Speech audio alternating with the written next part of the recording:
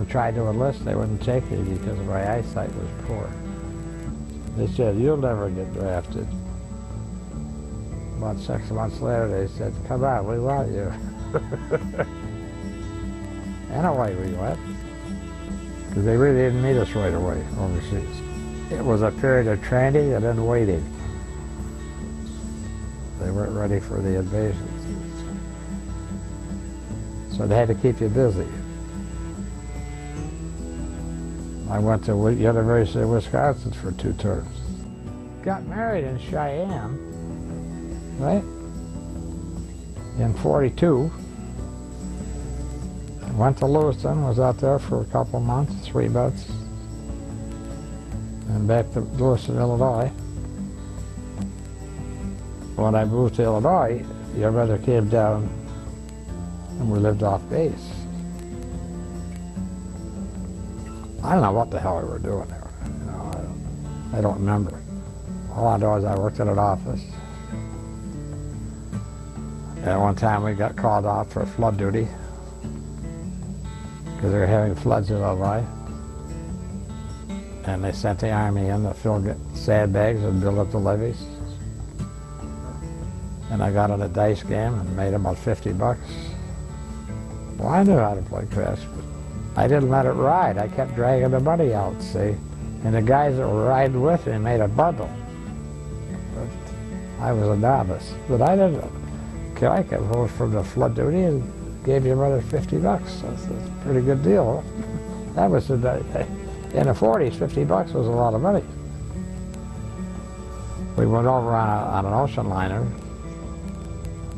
and we were in Britain 24 hours, got on a British ship, took us over to France. We got off the ship and they marched us up a hill and they said, "Okay, pitch your tents here, it's raining." In the middle of a muddy field. You pitched your tent, and then we all carried a shovel, you know, one of those collapsible shovels. Once we got the tent up, took the dirt, dug it up, turned it over. Put the wet dirt down and put the dry dirt on top. You had to think, you know. And for a week we lived on fruit juice, Spam, and corned beef. That's all we had for a week. Great stuff. Keeps you trim. I know we wound up in a village in Belgium called Mechelen. And we supplied gasoline to any Army unit that came in with empty cans. They would give them full cans. The whole war was dangerous, son, you know. But when you're young, you're invincible. Because I knew what he was doing. He was in a gasoline tank. I was, you know, bombing. Kapow!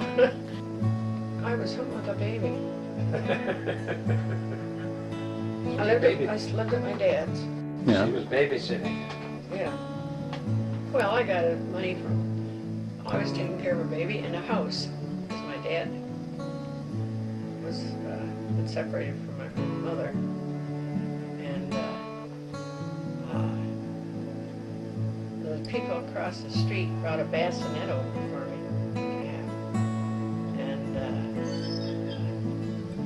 We just managed to, that's the way we did it. Huh. I brought up a baby. Because he was in the Army, I got money. You know, they sent money and then he had a child, they sent more money. Not that much, but you did get money from the government. And I would go and cash it. Buy the stuff I needed, what we needed. There wasn't a lot to buy then. No, you know, you couldn't buy, you had to find some who would sell you, like, I needed diapers. Well, they were using all their cloth and things like that. So you had to locate some place where you could go, which we had a store. I remember going to this big store and you could get just about everything. Sam's, that's what it was, downtown Detroit. And I went down there and got in there and found some diapers, and I bought about 6 dozen of them, thinking I'll never run out of them. Never did, of course. And then my dad, who worked downtown at the railroad station, he would pick up stuff too and bring it back, so he managed well. And we were about 50 miles from the Battle of the Bulge, which was pretty close. But I wasn't there at the time at the climax of it, because I won a 3-day pass to Paris. So while I'm in Paris, the Battle of the Bulge takes place. And I'm in Paris at the Folie Bergère, and these guys are sweating bullets, supplying gasoline to an armor division that came through to reinforce the troops at the Battle of the Bulge, you know. And they suck up gasoline like a sponge. I guess the guys are working about 18 hours a day, keeping these things fueled. And I'm in Paris having a gay time. Time I got back, the battle was over. I mean, sometimes you have to be lucky. It wasn't too long after that before the war was over. And I remember we went from there to Wiesbaden, and it was amazing, the devastation. You know, these streetcar trolleys were off on the side of the road, buildings just demolished.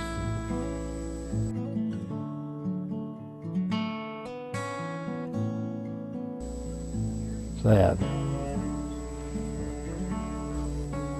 By that time the war was over. I know one time the troops got restless and somebody found a cache of wine and they brought it back to the company. After dinner, everybody got in line with your canteen cut and they get it full of wine and drink it and go back and get another one. Everybody in the company except the guys that were on guard duty got stoned. And they started thinking about maybe killing the company commander because they didn't like him. We were living in an apartment house and there was a piano up on the 2nd or 3rd floor. And these guys tore the piano apart and threw it out the window. Who knows? Why do people do crazy things? Shooting guns off, frustration. We lived in a hotel, 2 men in a room.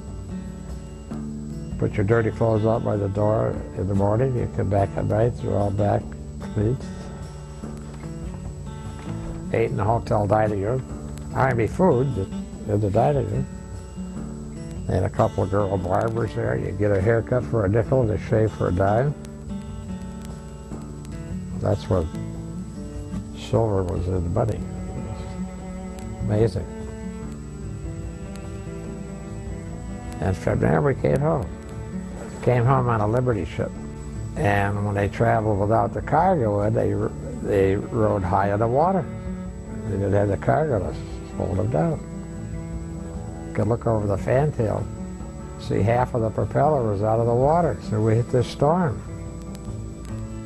And we were confined below deck for a day and a half while the storm raged on.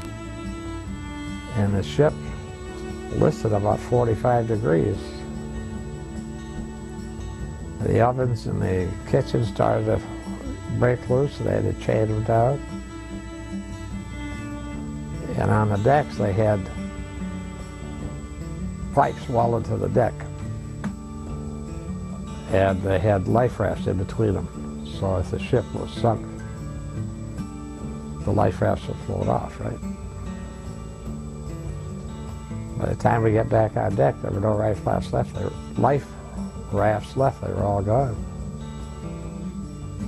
Disappeared. The pipes were all bent. We must have hit a part of a hurricane, I don't know. But that was probably as close as I ever came to the end of the line.